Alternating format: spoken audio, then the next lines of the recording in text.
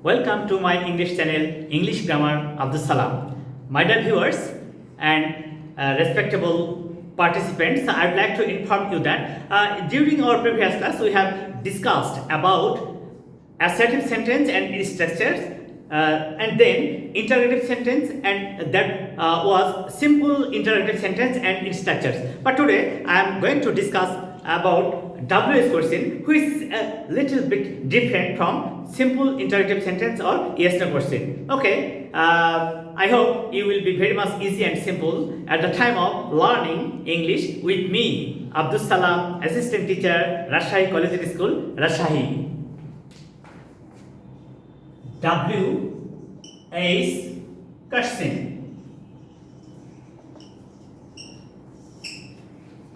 দেখো এখানে তোমরা যে জিনিসটা শিখবা যে ডাব্লিউএস কোশ্চেন কি এবং ডাব্লিউএস কোশ্চেন কেন ব্যবহার করা হয়। প্রথমত দেখব যে ডাব্লিউএস কোশ্চেন কি। তোমরা কিন্তু জানো যে সিম্পল ইন্টারেক্টিভ সেন্টেন্স বা ইয়েস নো কোশ্চেন এটা এর আগে আমরা আলোচনা করেছি। যেমন are you busy now, are you busy now, answer yes. দেখো এই সেন্টেন্সটা যদি তুমি শুধুমাত্র ইয়েস লিখো তাহলে কিন্তু উত্তরটা কারেক্ট হয়ে যাচ্ছে এবং এক্সপ্রেস করতে পারছো নিজেকে, তাহলে এটা সিম্পল ইন্টারেক্টিভ সেন্টেন্স বা ইন্টারেক্টিভ সেন্টেন্স বা yes no question. Am I right? এটা হচ্ছে ইয়েস নো কোশ্চেন বা সিম্পল ইন্টারেক্টিভ সেন্টেন্স। কিন্তু আমরা আজকে আলোচনা করছি ডাব্লিউএস কোশ্চেন, সেটা দেখো কেমন হয়।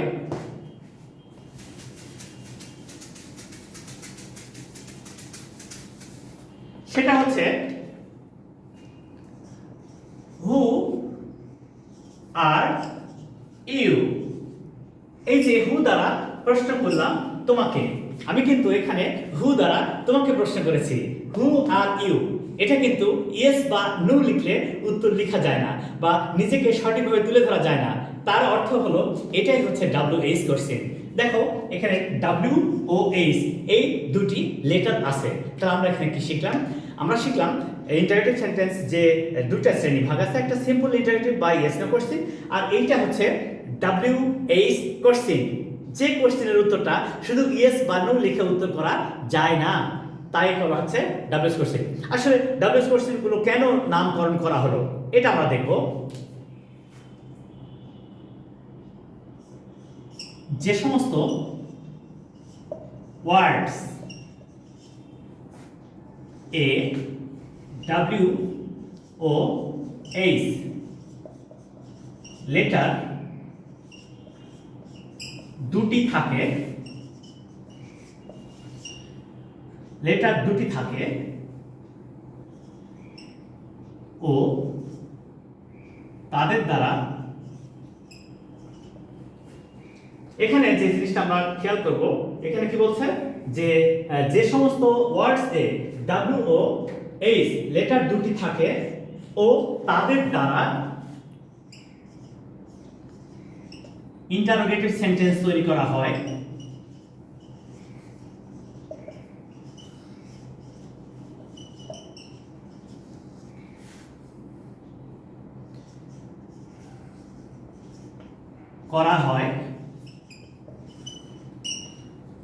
তাদেরকে WH ওয়ার্ড বলে।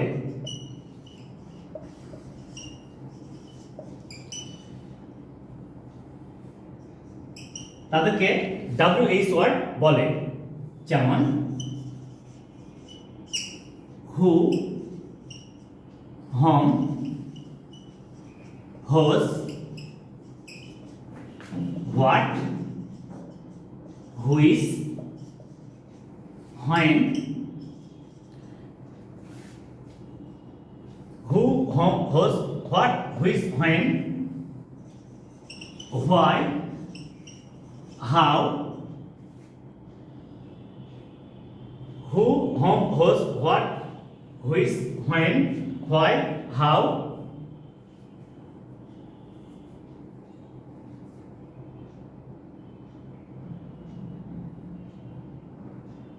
এটসেট্রা। তাহলে এখানে আমরা শিখলাম যে এই প্রত্যেকটা ওয়ার্ডে দেখো WH প্রত্যেকটা এই ইন্টারেক্টিভ ওয়ার্ডগুলোতে তোমরা খেয়াল করে দেখো যে WH ওয়ার্ড এবং এরা দেখো প্রত্যেকেই WH সমৃদ্ধ ওয়ার্ড এবং এরা প্রত্যেকেই ইন্টারেক্টিভ সেন্টেন্স তৈরি করতে সাহায্য করে। আর যখন এই WH ওয়ার্ডসগুলো দ্বারা ইন্টারেক্টিভ সেন্টেন্স তৈরি করা হয় তখনই আমরা তাদেরকে WH কোশ্চেন বলি। তাহলে আমরা আজকে ক্লিয়ার হয়ে গেলাম একবারে সাধারণ কথা যে ইন্টারেক্টিভ সেন্টেন্স দুই প্রকার, একটা সিম্পল ইন্টারেক্টিভ, একটা হচ্ছে WH কোশ্চেন। ইয়েস নো দ্বারা যে সমস্ত ইন্টারেক্টিভ সেন্টেন্সের উত্তর করা যায় তাদেরকে বলা হয় সিম্পল ইন্টারেক্টিভ বা ইয়েস নো কোশ্চেন। আর আজকে আমরা আলোচনা করছি WH কোশ্চেন নিয়ে, এবং এই WH কোশ্চেনগুলো শুরু হয় কি দিয়ে? WH ওয়ার্ড দিয়ে। WH ওয়ার্ডগুলো কি? এই সমস্ত WH ওয়ার্ড, কারণ যে সমস্ত ইন্টারেক্টিভ ওয়ার্ডস এ WOH এই লেটার দুটি দ্বারা গঠিত হয় এবং তাদের দ্বারা যখন ইন্টারোগেটিভ সেন্টেন্স তৈরি করা হয় তখন তাদেরকে আমরা বলবো WH কোশ্চেন। এবারে তাহলে আমরা বুঝতে পারছি যে এই যে হু এই ওয়ার্ডটা দ্বারা আমরা এই ইউ মানে তোমাদেরকে প্রশ্ন করলাম যে হু আর ইউ, তুমি বা তোমরা কে, তুমি কে বা তোমরা কারা।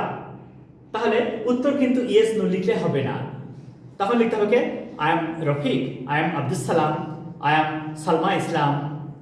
এইভাবে লিখলে তখন উত্তরটা আসবে। তাই এদের বলা হচ্ছে WH কোশ্চেন। এক কথায় এটুকু তুমি বলতে পারো যে WH কোশ্চেন হলে তার উত্তর লেখার সময় ইনফরমেশন দিতে হয়, সঠিক তথ্য দিতে হয়, তাহলে উত্তরগুলো কারেক্ট হয়, তাছাড়া হবে না। ইনফরমেশন, ইভেন্টস উল্লেখ করতে হয়। Am I right? তাহলে আজকে আমরা আলোচনা করছি WH কোশ্চেন নিয়ে। সেটাই আমরা কিভাবে করব আমরা আস্তে আস্তে এখন দেখি।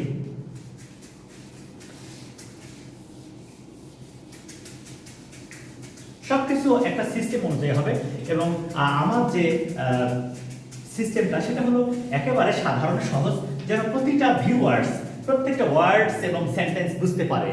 আচ্ছা, এখানে আরেকটা সেন্টেন্স দেখো তো, হু গো, হু গো। দেখো এটা কেমন একটা মজার ব্যাপার। দেখো এখানে বলছে হু গোস, কে যায়, হু গো কারা যায়। আমরা কিন্তু বহুবার এটা নিয়ে কথা বলেছি যে subject third person singular number present tense হলে ভার্বের সাথে এস বা এ যুক্ত হয় এবং সেটা প্রেজেন্ট ইনডিফিনিট টেন্স হয়। এটা কিন্তু আমরা এর আগে বহুবার বলেছি যে subject third person singular number present tense হলে ভার্বের সাথে এস বা ইএস যুক্ত হয় এবং সেটা প্রেজেন্ট টেন্স হয়। আর এটা যেহেতু গো আছে তখন কিন্তু তুমি শিওর হয়ে গেলা, তোমরা সহজে বুঝতে পারলা যে এটা প্লুরাল, তাই এখানে এস ইএস যুক্ত হয়নি। তাহলে বাংলাটাও কিন্তু ডিফারেন্ট হয়ে যাবে, সেক্ষেত্রে আপনার আইডিয়াটাও চেঞ্জ হবে। সেটা কি? হু গোস, কে যায়। এটা একবারে সাধারণ, কে যায়। এটা বলছে কে? কারা যায়। এই একেবারে সিম্পল। আসলে আমরা ওই সেন্টেন্স স্ট্রাকচার দেখে বুঝতে পারবো, কিন্তু মূলত আমরা এখানে শিখলামটা কি? আসলে আমরা এখানে শিখলাম যখন তুমি কোনো ব্যক্তি সম্পর্কে জানতে চাইবে, যখন কোনো ব্যক্তির কাজ মানে ওই ব্যক্তি কে, এই ব্যক্তি সম্পর্কে তখন প্রশ্ন যখন তুমি তুলবা, ওই ব্যক্তি সম্পর্কে যখন জানতে চাইবা, তখনই কিন্তু হু দ্বারা WH কোশ্চেন তৈরি করতে হয়। যেমন আমরা যদি এখানে আরো উদাহরণ দিই, কেমন হয় দেখো তো, who is standing there, who is standing there, ওখানে কে দাঁড়িয়ে আছে। আচ্ছা, এটাকে এরকম লিখে কি দেখো তো কি হয়, হু আর স্ট্যান্ডিং দেয়ার,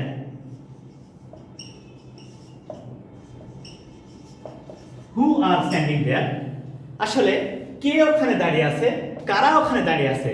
আমরা কিন্তু সবসময় একটা কথা চিন্তা করব, ভাববো, সেটা subject verb agreement. Subject verb agreement according to the tense and number and person of that related sentence. তাহলে এখানে শিখলাম হু আর স্ট্যান্ডিং দেয়ার, কারা ওখানে দাঁড়িয়ে আছে, তার মানে একাধিক ব্যক্তি। Am I right? এখানে বলছে হু ইজ স্ট্যান্ডিং দেয়ার, কে ওখানে দাঁড়িয়ে আছে, তার মানে একজন সিঙ্গেল পার্সন। তাহলে কিন্তু আমরা বারবার এই বিষয়টা নিয়ে একেবারে ক্লিয়ার হয়ে গেলাম। সেটা হলো কি, যে প্রথমে দেখব যেখানে ডাব্লিউ ও এইচ এই লেটার দুটি আছে এবং এই সেন্টেন্সটা ইন্টারোগেটিভ সেন্টেন্স, এই সেন্টেন্সটা ইন্টারোগেটিভ সেন্টেন্স। এর স্ট্রাকচারটা কেমন হবে দেখো তো। এই যে W H word plus auxiliary verb plus principal verb plus extension interrogative চিহ্ন এভাবে দেওয়া আছে। এখানে এই ডাব্লিউএইচ ওয়ার্ডটাই কিন্তু সাবজেক্ট, এখানে এই সেন্টেন্সে এটাই সাবজেক্ট, এই ডাব্লিউএইচ ওয়ার্ডটাই সাবজেক্ট, এটাই কিন্তু আমাদের এই সেন্টেন্সের সাবজেক্ট। তাহলে আমরা কি শিখলাম? এখানে শিখলাম যে এখানে একাধারে হু হচ্ছে ডাব্লিউএইচ ওয়ার্ড, এটা ইন্টারোগেটিভ সেন্টেন্স তৈরি করতে ব্যবহার হচ্ছে। আবার এই হুটা কিন্তু এই সেন্টেন্সের সাবজেক্ট, হুটা এই সেন্টেন্সের সাবজেক্ট, এখানে হু এই সেন্টেন্সের সাবজেক্ট, এখানেও এই হু এই সেন্টেন্সের সাবজেক্ট, এখানেও এই হুটা সাবজেক্ট, এখানেও হুটা সাবজেক্ট, এখানেও হুটা সাবজেক্ট। তাহলে আমরা কি শিখলাম? শিখলাম যে সমস্ত ওয়ার্ডস এ ডাব্লিউ ও এইচ এই দুটি লেটার থাকে তাদেরকে ডাব্লিউএইচ ওয়ার্ড বলে। এই ডাব্লিউএইচ ওয়ার্ড দ্বারা যখন ইন্টারোগেটিভ সেন্টেন্স তৈরি করা হয় তখন তাকে আমরা বলবো ডাব্লিউএইচ কোশ্চেন। এইভাবে তারপরের স্টেপে কি বললাম? তারপরের স্টেপে বললাম যে এই কোনো সেন্টেন্সের বা কোনো একটা আইডিয়াসের বা কোনো একটা ঘটনার কে কাজটা করে, ব্যক্তিকে, ওই ব্যক্তি সম্পর্কে যখন আমরা জানতে চাইব তখন হু দ্বারা ডাব্লিউএইচ কোশ্চেন হবে। আমরা একেবারে সাধারণভাবে কোনো একটা বিষয় নিয়ে চিন্তা করবো যা প্রত্যেকটা কাজের সময় আমাদের অনেক উপকারে আসবে।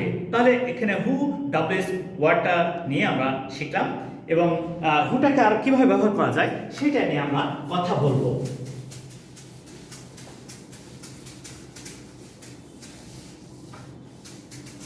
এরপরে সাধারণ একটা আইডিয়া থেকে কিভাবে চেঞ্জ করা যায় সেটা নিয়ে কাজ করছি। যেমন এখানে বলছে হাসান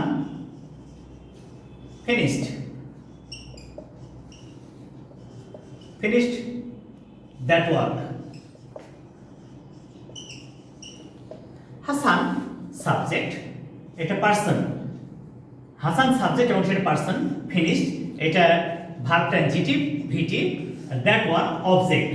আমরা কিন্তু একেবারে ছোট্ট একটা সাধারণ সেন্টেন্স নিয়ে কাজ করছি, সেটা হলো Hasan finished that work. Hasan ওই কাজটা শেষ করেছিল, হাসান ওই কাজটা শেষ করেছিল। Simple past tense, simple past tense.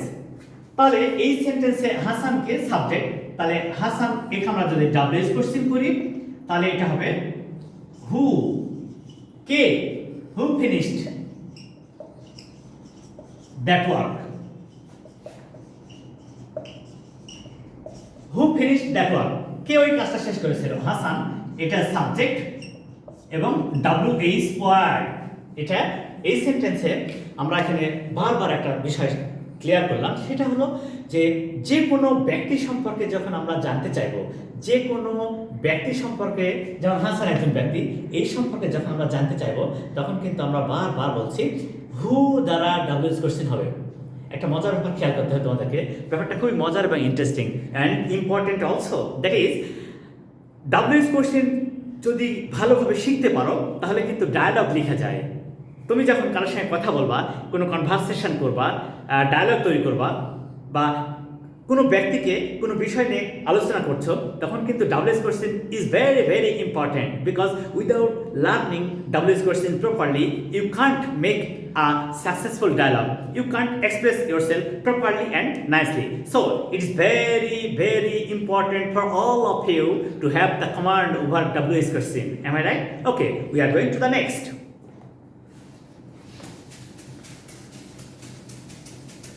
WH question can help you to express your ideas in a systematic way and a proper way. Now we are going to the next, that is home.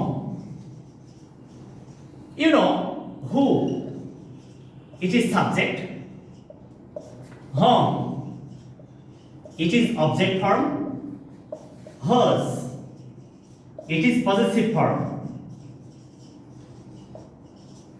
দেখো, যখন ব্যক্তি সম্পর্কে জানতে চাচ্ছ তখন হু দ্বারা প্রশ্ন করছো, এটা সাবজেক্ট ফর্ম, এটা এই হুটা এখানে তোমার সাবজেক্ট ফর্ম, এটা তুমি কাজ করছো। এরপরে অবজেক্ট ফর্ম, যেমন এটা কিভাবে হবে দেখো তো, she is talking with she is talking with her son. She is talking with her son. এইটা with her son কার সাথে? with her son, এটা অবজেক্ট। তাহলে আমরা যদি এই অবজেক্ট সম্পর্কে জানতে চাই, আমরা যদি এই সেন্টেন্সের এই অবজেক্ট সম্পর্কে প্রশ্ন করতে চাই, তাহলে কিন্তু আমরা হোম দ্বারা প্রশ্ন করব। কেমন সেটা দেখো তো, এটাকে আমরা যখন ডাব্লিউএস কোশ্চেন করব কি হবে? হোম ইজ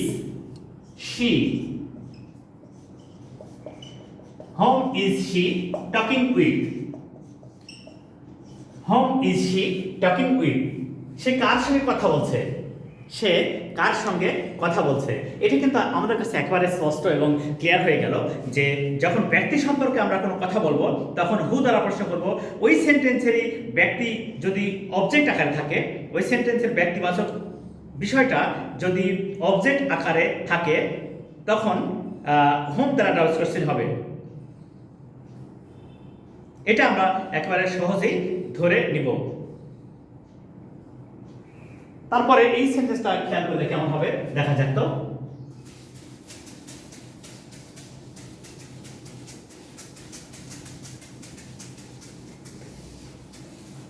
এটা একেবারে সাধারণ। I am talking about WH question.